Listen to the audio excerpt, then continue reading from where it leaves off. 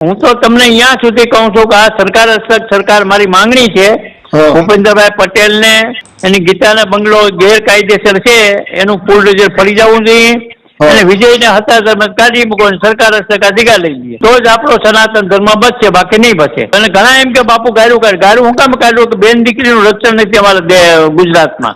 બસ બાપુ તમે એક આશંકા વ્યક્ત કરી છે કે જે રીતે અત્યારે જે સત્તાધારમાં વિવાદ ચાલી રહ્યો છે અને જીવરાજ બાપુની હત્યા થઈ હતી આ પ્રમાણેની તમારું કહેવું છે, શું હકીકત હતી એ સમયની બાપુ? હકીકતમાં તો શું છે કે પોતે બીમાર હતા. બીમાર હતા એટલે એને આપા ગયાના ઓટલાવાળા નરેન્દ્ર બાપુ રાજકોટ હેલિકોપ્ટરમાં દવા હોસ્પિટલમાં લઈ ગયા હતા. બરાબર. પછી એને સારું કંઈક થયું એટલે પાછા સત્તાધાર મૂકી ગયા. બરાબર. પછી મને ગોપાળાન બાપુ આપણા 116 વર્ષની ઉંમર હતી બિલખા. બરાબર. મુક્તાન છાપડાવાળાના દાદા ગુરુ. બરાબર. એમનો ફોન આવ્યો કે બજરંગદાસજી તમે જીવરાજ બાપુના ખબર કાઢી આવો આવી ગયા છે. બરાબર. એટલે હું અહીંથી ગયો સત્તાધાર. એટલે ત્યાં મહંત વિજય ભગત છે એને માણસો આ રૂમની બારોબાર ગોઠવા હતા. બરાબર. એટલે મેં કીધું ભાઈ મને ખબર કાઢવા જવા દે અંદર. તો કે અંદર જવાની મનાઈ છે બાપુ. એટલે હું ગાડી લઈને પાછો આવતો રહ્યો. બરાબર. પછી ગોપાળાન બાપુને ફોન કર્યો કે એને ના પાડે. એટલે ગોપાળાન બાપુ કીધું બાપુ એ બહુ બદમાશ છે સારા નલાયક છે. એને ગોપાળાન બાપુ એ ચોખ્ખી ના પાડી તે કેમ કે એ દિગંબર નાગા બાવાનો ચેલો હતો. બરાબર. એને એ ચેલા પછી એનો ભેખ ઉતાર્યો અને આ બધા એને બેહાર્યો. બાપુ એ ના પાડી હતી મોટા બાપુ ગોપાળાન ને कि इसको 70,000 का मेहनत नहीं दिया जावे क्योंकि वो एक नागा बाबा का चेला है અને કલ બરબાદ કરેગે જગા કે. બરાબર. કોઈ 9 મહિના અને એ લોકો બેહાડી દીધો. એની મહંતીમાં બાપુ પણ નહોતા આવ્યા હું પણ નહોતો ગયો. પણ તમને એવું કેમ લાગે છે કે એની કદાચ હત્યા થઈ શકે ને સારવાર નથી મળતી? શું હતું બાપુ એ સમયે? સારવારમાં એ એમ કહેતો હતો વિજય કે ડોક્ટર આવ્યા હતા એમ મને વાત કરી, બીજે અંદર નહોતું જવા દીધું. અંદર ન જવા દેવાનું કારણ શું બાપુ?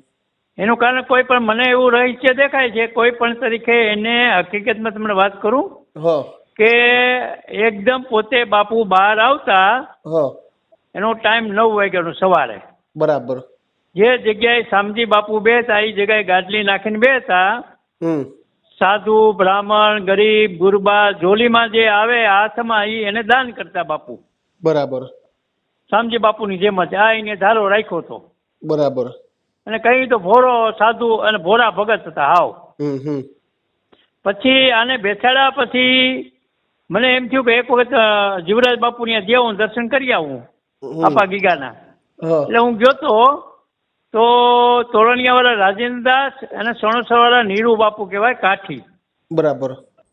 એ બેની ગાડીઓ ગેટની અંદર આપા ગીગાની સમાધિ પાસે બે પડી હતી. નકર કોઈ દી જીવરાજ બાપુએ કે શામજી બાપુએ આપા ગીગાના ગેટની અંદર કોઈને પ્રવેશ કરવા દીધો નથી ગાડીનો.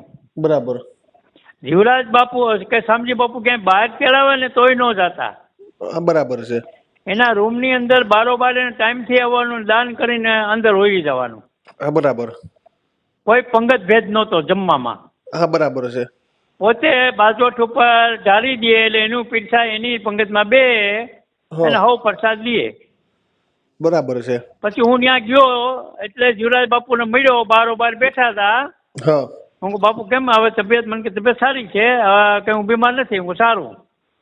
ત્યાં વિજય ભગત આવ્યો ત્યાં મારી પાસે. હાલો બાપુ ત્યાં નહીં બેસવાનું. હા એટલે મને કોઠા રૂમે લઈ ગયો. ત્યાં બેહાડ્યો. મને ચા પાણી પીયો કે હું પીતો નથી. એટલે મને વધારે શંકા એમ છે કે આ માણસ ખતરનાક છે. એવું કેમ લાગ્યું તમને બાપુ? મને શંકા એમ લાગે કે મને અંદર હમાસા પૂછવા ન જવા દીધો એટલે. બરાબર.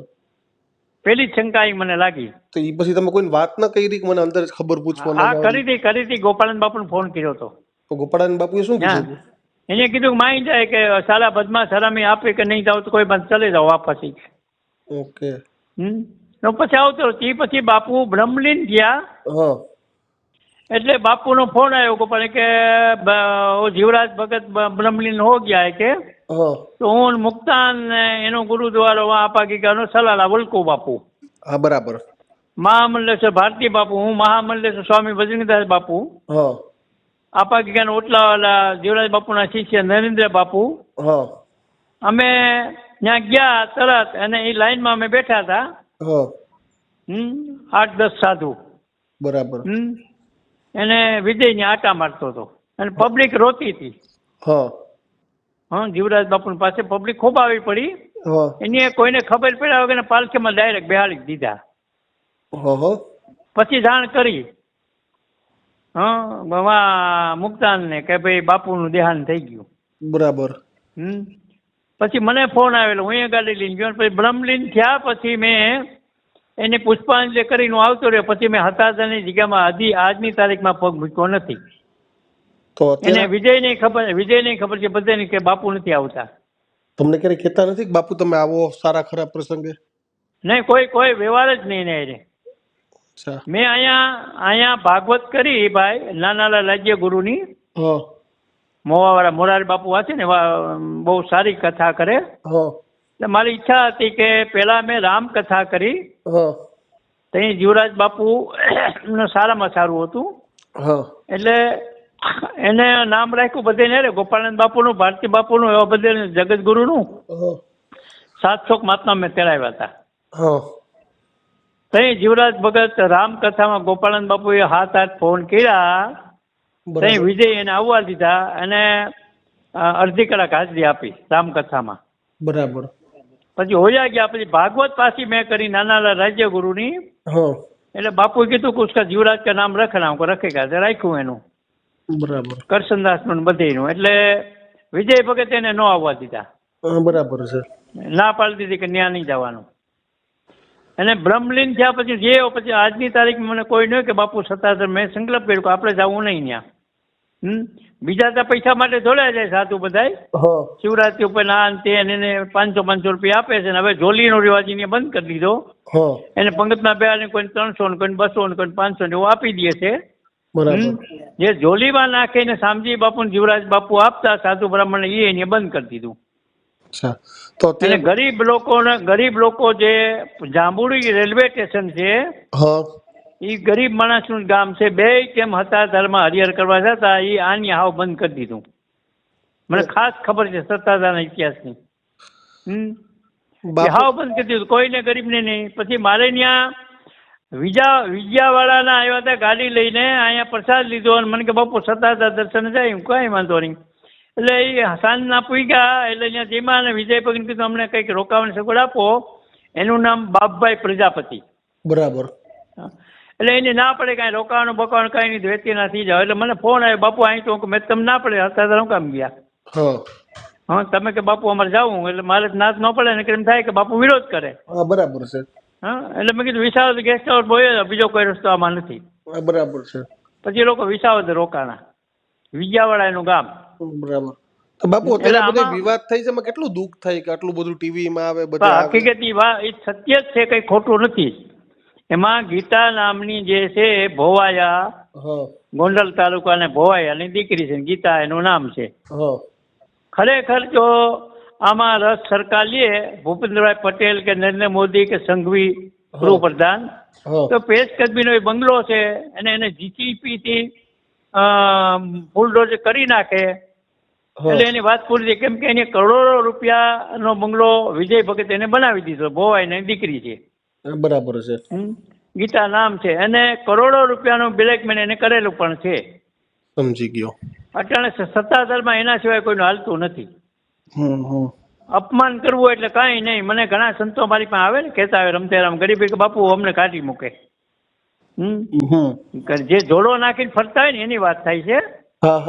ખાંભામાં જોડો નાખીને બિચારા કંઈક આશા કરીને જાય કે ભાઈ ધર્મની જગ્યા છે જાય તો કે રોટલો મળશે, આબુ મળશે, કપડાં ધોવાનું મળશે.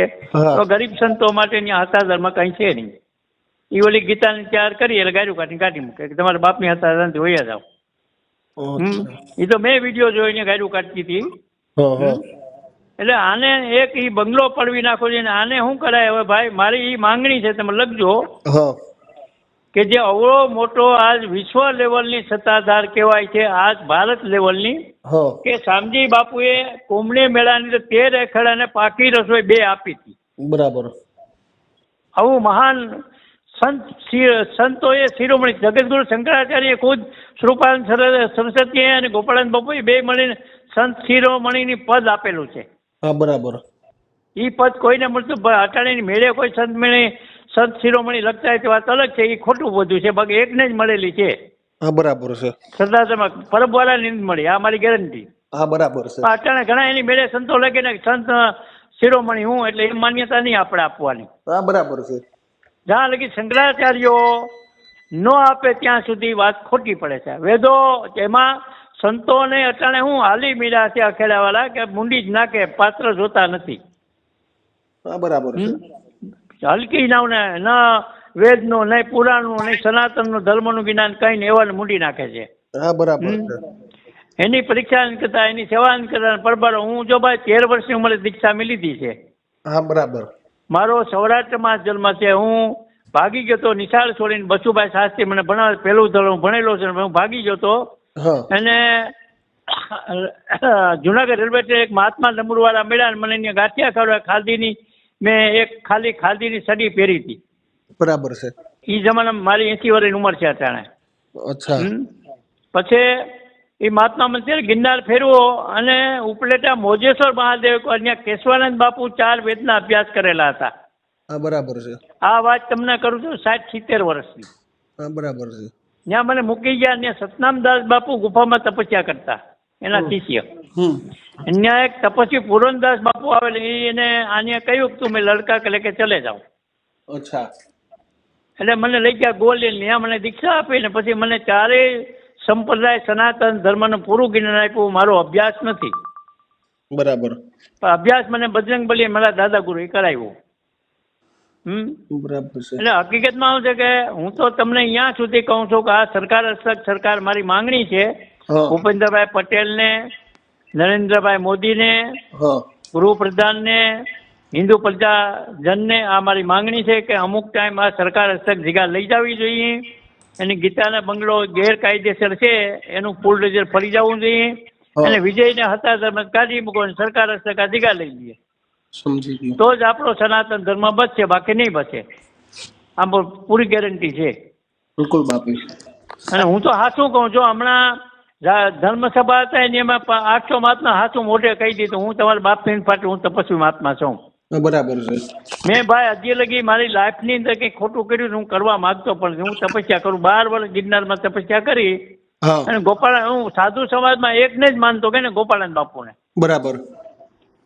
બ્રાહ્મણ ઘરનું શરીર હતું અને એવા તપસ્વી મહાત્મા કે એની એક જ વાત કે કોઈ પણ સનાતન ધર્મ ઉપર ઘા જાય એટલે પેલી એની પ્રેસ નોટ હોય. બરાબર છે. શંકરસિંહ વાઘેલા એની પાસે જાતો, બધા એને મળવા જતા. મોદી આવ્યો તો શિવરાત્રીમાં એની પાસે મળવા. બરાબર છે. ગમે તે સરકારનું બાપુ ન માનતા. અચ્છા. એની ખાદીની ધોતી ભગવાન રંગેલી અને ઘાતી સિવાય કઈ નહીં બાપુને. બરાબર છે. એવા સંત હોયા ગયા ગુજરાતમાં એટલે અમને દુઃખ થાય છે. જીવરાજ ભગત હોય ગયા દુઃખ થાય છે, શામજી ભગત હોય દુઃખ થાય છે, સેવાદાસ બાપુ હોય ગયા પણ બી દુઃખ થાય છે. જૂના મહાત્મા હોય કે જૂનામાં હું એક રહ્યો ભાઈ.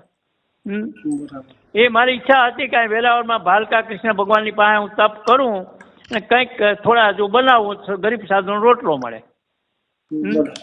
હું હજી સુધી કઈ માગવા ગયો નથી. મને ભગવાન આપે એમાં લુકી છુકી રોટી મહાત્માને ખવડાવું છું.